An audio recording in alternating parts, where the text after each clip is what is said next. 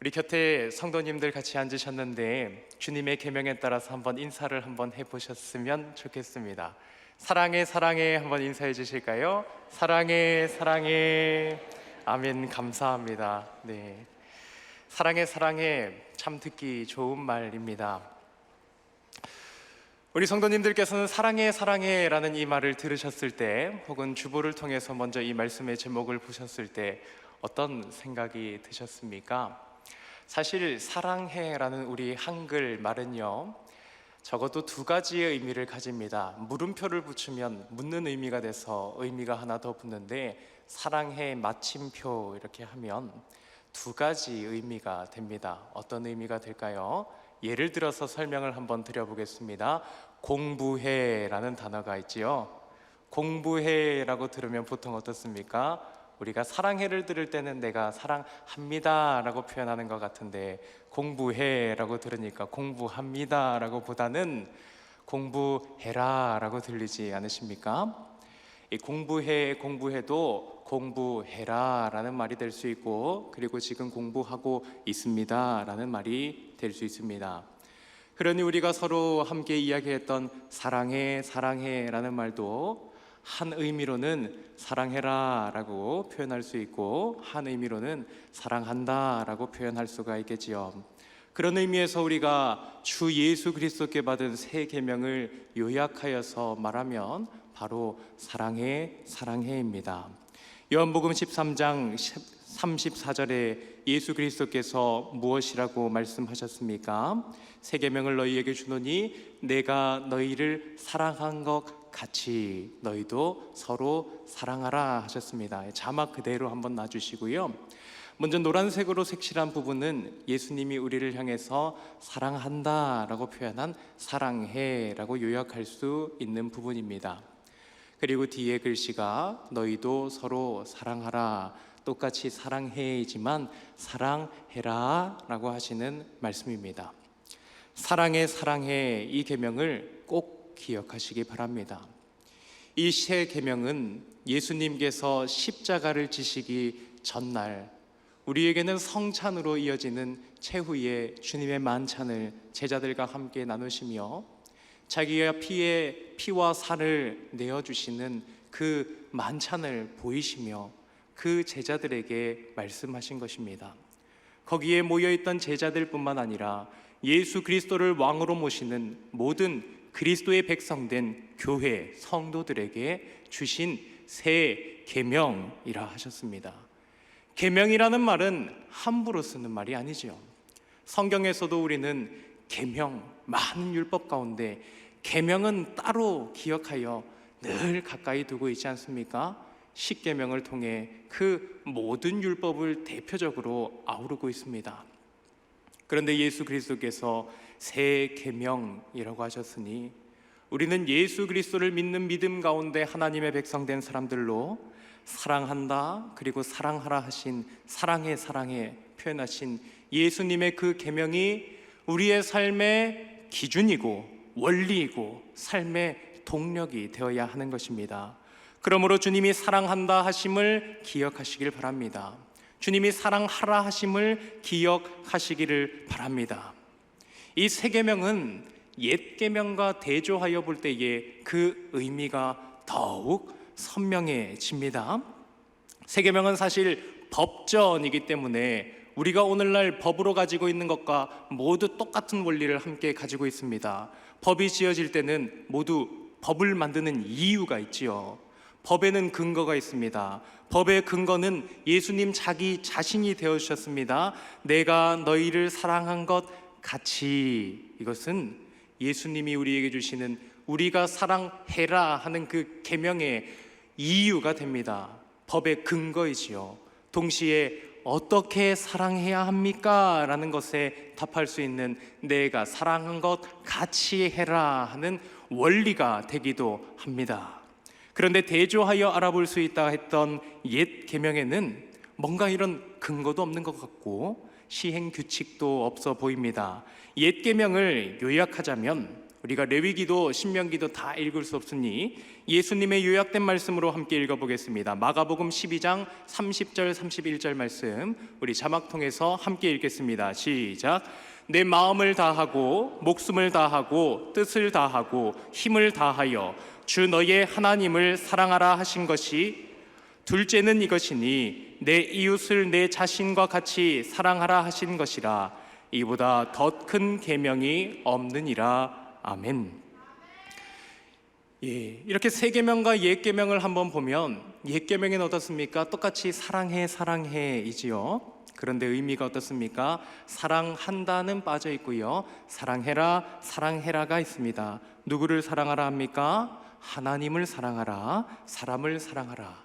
우리 슬라이드 중에서 새 계명과 옛 계명을 대조한 슬라이드가 있는데 한번 보시겠습니까? 새 계명에는 뭔가 옛 계명과 조금 다른 차이점이 있습니다. 하나님이 너희를 사랑한다. 예수님이 하나님이시니까 하나님이 너희를 사랑한다는 근거이고 원리이고 표현이 나타나 있고, 너희는 사람을 사랑하라, 서로 사랑하라 하셨으니 사랑의 대상이 사람입니다. 옛 계명은 어떻습니까? 사랑의 대상을 먼저 하나님이다 라고, 첫째는 하나님을 사랑하라, 둘째는 사람을 사랑하라 하셨습니다. 그러니 이렇게 보면 새 계명에는 뭔가 산뜻하게 주님의 마음도 표현하신 것 같은데, 옛 계명은 조금 묵직하게 하나님 사랑하라, 이웃을 사랑하라, 사람 사랑하라 하는 명령어만 나타난 것 같습니다. 그런데 더 큰 차이점은요, 언어에 있는데, 옛 계명이 언어로서 우리에게 요구했던 그 얼마나 사랑하라 한 정도, 얼마나 요구하시는지 그 정도는 어떻게 되었습니까? 우리 다시 마가복음 12장 말씀을 한번 보시면, 내 마음을 다하고 목숨을 다하고 뜻을 다하고 힘을 다하라 하였습니다. 마음, 목숨, 뜻, 힘. 마음, 목숨, 뜻, 힘. 우리 존재에서 마음과 목숨과 뜻과 힘, 이것을 빼놓으면 나라고 할 수 있는 것이 있습니까? 아무것도 없습니다. 마음과 목숨과 뜻과 힘, 영에 속한 것과 육에 속한 모든 것이지요. 그러니까 구약의 옛 계명에서 하나님이 율법을 통해 이스라엘 백성들에게, 하나님의 백성들에게 요구하셨던 사랑의 정도는 얼마입니까? 퍼센트로 하면 100%입니다. 하나님은 우리에게 나의 100%를 요구하셨습니다. 나의 모든 것을 요구하셨습니다. 우리가 하나님을 믿을 때 하나님이 참 좋아서 믿습니다. 그런데 하나님께 나의 100%를 다 드려야 한다라고 하면 사실 마음이 꽤나 부담이 될 수 있습니다. 그러나 하나님께서는 계명 가운데 분명하게 말씀하셨으니 내게 마음, 뜻, 목숨, 힘을 다하여 모든 것을 다 요구하셨습니다. 대체 하나님은 왜 이렇게 우리에게 부담스럽고 커다란 것을 요구하셨을까요? 대체 하나님은 우리를 얼마나 사랑하셨기에 나의 100%를 요구하며 우리에게 그 계명을 100%를 요구하는 계명을 주셨을까요? 하나님의 사랑을 측량하고 싶습니다. 그러나 구약 시대의 사람들이 살았을 때 옛 계명이 주어졌던, 그리고 그 옛 계명에 대하여 살아갔던 구약 시대에는 하나님께서는 무한하신 하나님으로 드러나셨습니다. 여러분, 잠깐 쉬운 수학 얘기를 한번 해보겠습니다. 무한이란 것을 나누기 할 수 있습니까? 무한의 퍼센트를 계산할 수 있겠습니까? 한도가 없으니 정도도 얼만큼인지 모르는 겁니다. 무한하신 하나님으로 드러나서 하나님이 이만큼 해주셔도 이게 하나님께 있어서는 얼만큼 힘을 쓰신 것인지, 얼마나 마음을 쓰신 것인지 우리는 알 수가 없습니다. 구약 성경에 구약 시대의 사람들이 하나님의 사랑을 받고 맛보고 살았지만 우리에게 100%를 요구하시는 하나님은 몇 퍼센트로 우리를 사랑하시는지 궁금했어도 알 수가 없었던 것입니다. 그런데 그것을 알게 된 역사적인 계기와 역사의 기점이 있게 됩니다. 신약과 구약을 나누는 기점에 어떤 일이 있습니까? 완전하신 하나님께서 완전한 사람으로 이 땅에 여인의 태중에 잉태되시고 사람으로 태어나신 일이 있습니다. 신약 시대가 열립니다. 신약 시대의 기점은 무엇입니까? 완전하신 하나님께서 완전한 사람으로 이 땅에 우리 가운데 태어나셨다 하는 것입니다. 그러면 어떻습니까? 완전한 하나님은 무한하신 하나님이시죠. 그런데 완전한 사람은 어떻습니까? 우리랑 똑같으니까 한계가 생긴 거죠. 무한하신 하나님께 한계가 생긴 것입니다. 유한한 인간이 되어 버린 것입니다. 예수님의 성육신으로 인하여서 하나님께 한계가 생겼습니다.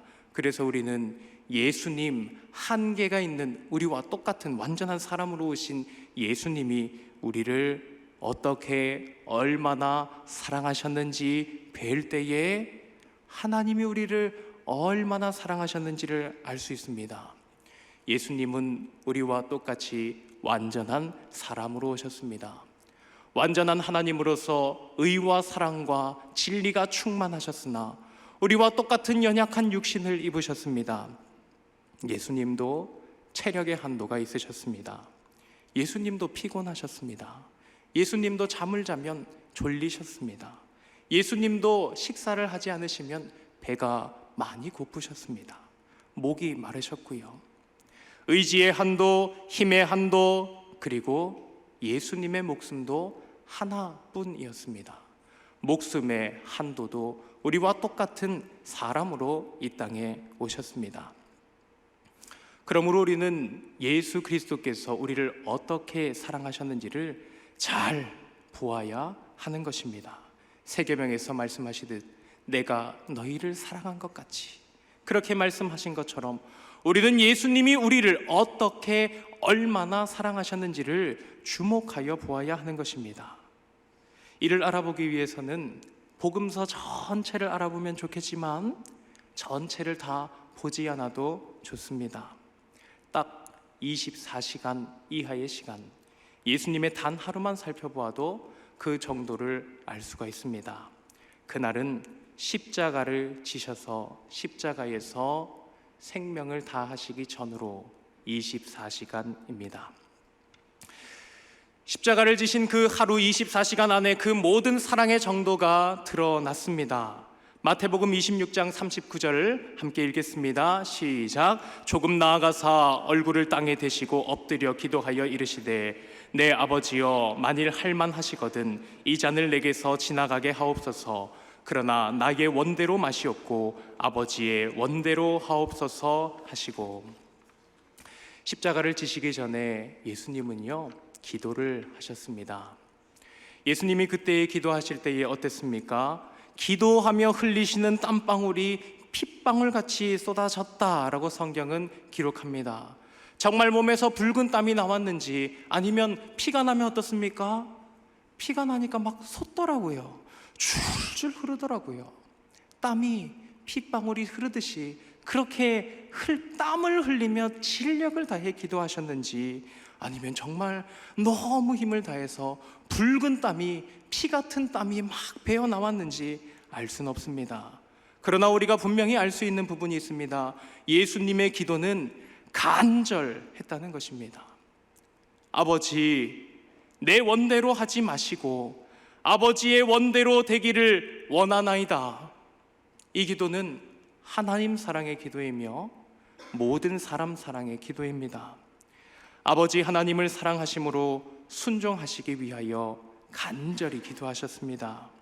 사람을 사랑함으로 대신 죄짐을 지고 살리시기 위하여 예수님은 간절히 기도하셨습니다. 그 간절함에서 예수님의 마음이 그릇이 쏟아져 다 부어진 것처럼 예수님의 마음은 거기서 부어졌습니다. 그리고 기도를 마치시고 내려오실 때 예수님은 잡히셨습니다. 잡히신 예수님께서 십자가를 지시기 전에 많은 사람들에게 희롱을 당하셨습니다. 그리고 부당한 재판을 당하시고 채찍질 당하시고 희롱을 당하셨습니다.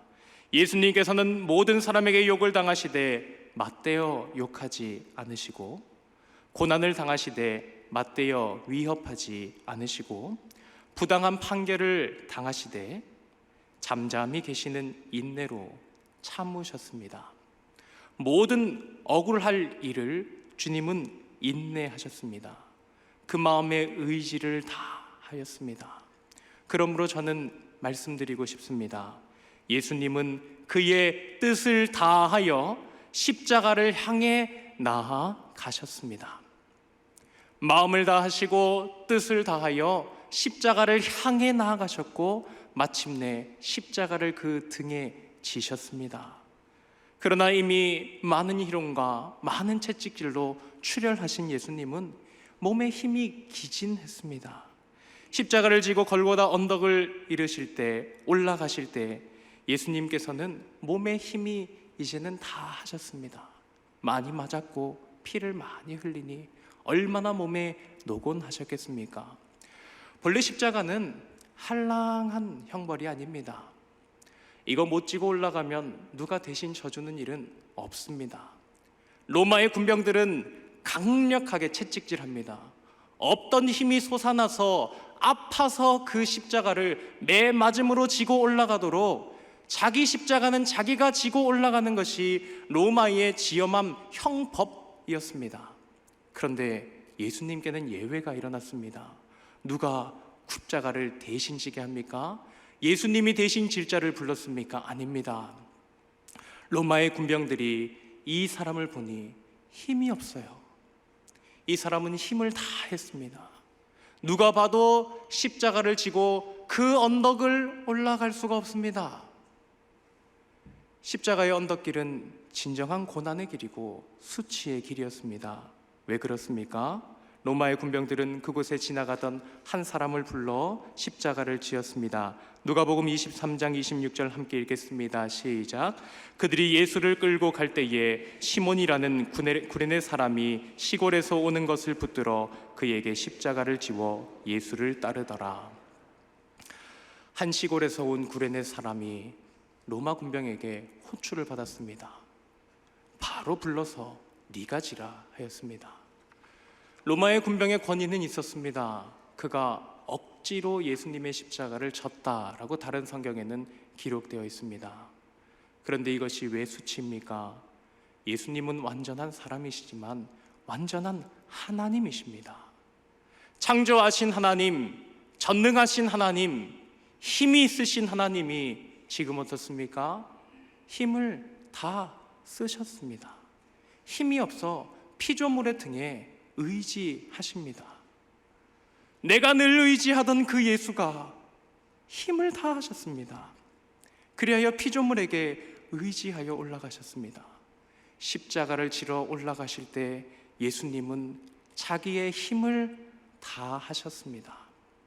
그리고 결국은 어떻게 되었습니까? 마침내 십자가에 달리시고 하나님을 부르시고 다 이루셨다 하면서 주님은 하나밖에 없는 자기의 목숨도 다 하셨습니다. 예수님의 십자가와 관련된 그 하루를 살피니 우리는 알 수 있습니다. 주님은 우리 사랑하시기를 하나님의 마음을 다하여, 하나님의 뜻을 다하여, 하나님의 힘을 다하여, 하나님의 목숨을 다하여 우리 사랑하셨음을 우리는 깨닫게 되는 것입니다. 사람으로 오신 예수 그리스도께서 자신의 모든 것 100%를 다하여 우리를 사랑하시고 하나님을 사랑하심으로 십자가를 지셨습니다. 이것은 곧 무엇과 똑같습니까? 하나님, 삼위 하나님께서 그와 마찬가지로 우리를 100%로 사랑한다 하신 것입니다. 구약 성경의 옛 계명에 다 드러나지 않았던 사랑해 사랑해 사랑해라 사랑해라 하는 그 계명에는 가장 앞에 숨어있는 사랑한다가 있습니다. 하나님은 자기 백성을 사랑하셨습니다.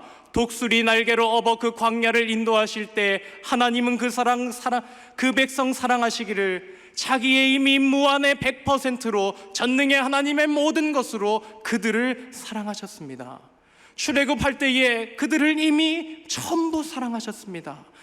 홍해의 길을 열 때에, 가나안 땅에 들어갈 때에, 그들이 반역할 때에, 그들이 우상을 섬기고 선지자를 보내실 때에, 구약의 모든 역사를 이끄실 때에 하나님은 그들을 자기의 모든 것으로 사랑하시고 이미 자기의 아들을 내어주시기로 작정하시고 동일한 사랑을 하고 계셨습니다.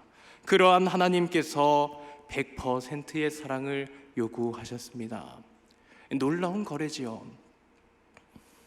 거래라고 부를 수 없는 은혜입니다. 왜입니까? 유한한 우리의 100%를 요구하시고 무한한 자기의 100%를 주시니 하나님이 베푸시는 사람 향한 사랑은 은혜입니다. 예수 그리스도로 말미암아, 그의 십자가로 말미암아 측량할 수 없었던 하나님의 사랑의 정도가 드러났습니다. 하나님의 100%, 하나님의 모든 것. 그리고 우리는 여기서 율법의 원리를 발견하게 됩니다.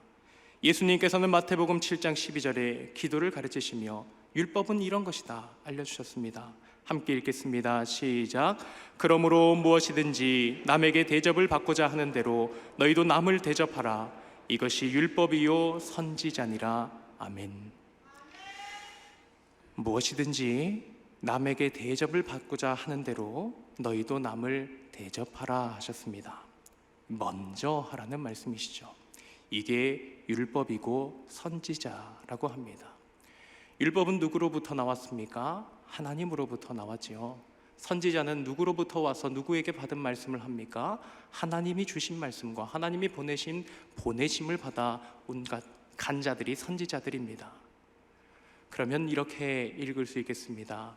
하나님은 받고자 하는 대로 대접하시는 분이시다.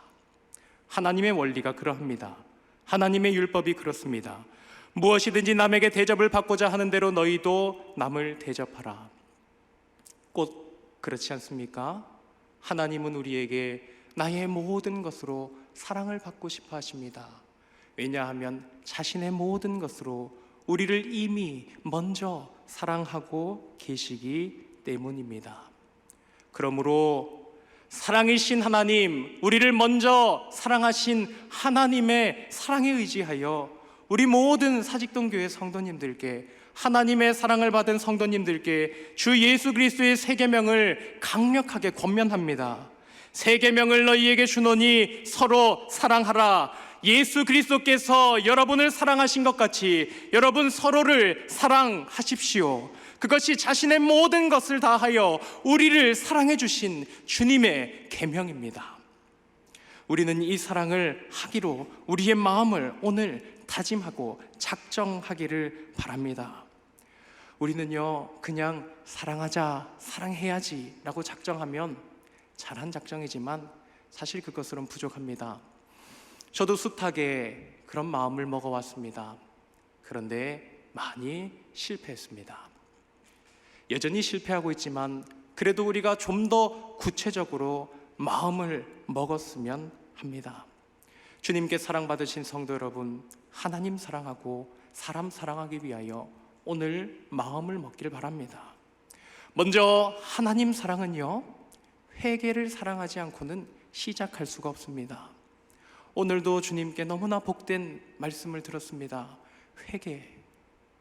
회개하지 않고는 하나님을 온전히 사랑할 수 없습니다.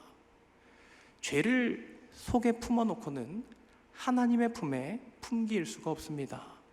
하나님과의 관계를 지키기 위해 죄와 싸우는 자가 되시고 내가 즐기는 죄를 지키기 위해 하나님을 피하는 자가 되지 마십시오. 저도 그런 죄인입니다. 그래서 함께 그렇게 힘을 내고자 말씀을 드립니다. 그리고 사람 사랑하는 것도 회개로부터 시작합니다. 우리 그리스도인들은 기본적으로 좋은 태도와 선한 양심들을 가지고 있습니다. 그래서 잘해주고자 하는 마음이 기본적으로 있습니다. 그래서 많은 착각을 하곤 합니다. 우리의 의도가 선했기 때문에 나는 남을 사랑하고 있고 잘 대하고 있었다고 때로는 착각을 하고 있기도 합니다. 그때 필요한 것이 내가 정말 사람을 잘 사랑하고 있는가 생각해 보아야 합니다. 사람 사랑도 회개로부터 시작합니다. 내가 잘 사랑하고 있지 못하는 것을 인정함으로부터 정말 잘 사랑할 수 있는 실천이 깨달아지고 행할 의지가 생기고 지혜와 알미 생기는 것입니다. 하나님 사랑도 회개고 사람 사랑도 회개입니다. 그리고 우리 함께 영적 가족된 성도를 사랑하기 위해 오늘부터는 정말 기도로 사랑하기를 작정하시길 바랍니다. 왜 기도해야 합니까? 못하는 사랑이니까 기도해야지요. 그냥 사랑하려고 마음먹으면 내 마음은 약해서 사랑을 못합니다. 기도를 하며 사랑해도 실패할 때도 있고 다시 사랑할 수 있을 때도 있습니다. 그리고 기도는 동시에 사랑할 수 있는 동력이 될 뿐만 아니라 사랑하는 방법이 됩니다. 어떻게 사랑하는 방법이 될까요? 사랑하면 누군가의 아픔이 내 아픔이 되어서 기도를 하게 되기 때문입니다. 제가 전도사 시절에 모셨던 연세가 많으신 목사님께서 계셨습니다. 교육자 수련회를 갔는데 나무가 있는데 잎은 푸르른데 속이 다 썩어 있더라고요. 구멍이 있었습니다. 나무에 커다랗게. 그런데 그걸 보시던 목사님께서 저게 목사의 마음이야 그러시더라고요. 그래서 저는 목사님께서 목회가 힘드시구나 라고 생각을 하고는 지나가고, 나중에 그렇게 썩은 나무를 보면 그래, 목회가 힘들지만 저게 목사 나무야 라고 생각하고 지냈습니다. 그런데 그건 4분의 1도 안 되는 전혀 아닌 제 해석이었습니다. 저는 우리 교회 와서 교구를 맡으며 그것이 생각이 났습니다. 저는 아프지도 않고 평안하고 잘 먹고 잘 자고 건강한데 우리 성도님들이 너무 슬프시고 아프신 분들이 생기고 힘드신 분들이 생기시더라고요. 그러니까 제 속이 같이 썩는 것을 느꼈습니다. 사랑함으로 속이 썩는 거구나. 목사님께서 썩은 나무가 목사의 마음이라 했던 건 힘들어서 속이 썩었던 것이 아니라 교회 사랑함으로, 성도 사랑함으로. 우리 교회 성도님들이 얼마나 많습니까? 우리가 함께 하나님 안에서 품을 영적인 가족들이 얼마나 많습니까? 그런데 아프고 힘들고 마음 상하고 위로가 필요한 사람들이 얼마나 많습니까? 우리가 언제나 기뻐하지만 동시에 애통하는 자는 복이 있다 하신 주님의 말씀처럼 속이 썩는 겁니다. 그러면 기도하는 것입니다. 기도함으로 서로 사랑하십시오. 애통함으로 서로 사랑하십시오. 우리 교회 모든 영적 가족의 아픔과 문제와 평안과 어려움을 두고, 그리고 예수님을 모르는 사람의 아프지 않은 영적인 아픔을 두고, 육적으로는 드러나지 않는 영적인 아픔을 품고 애통함으로 기도하기를 작정하십시오. 그리고 말씀을 읽기로 작정하십시오. 말씀 가운데 예수 그리스도께서 우리를 어떻게 사랑하셨는지 예수님께 배우기로 결단하십시오. 그렇게 기도와 말씀으로 사랑하시기로 작정을 하십시오.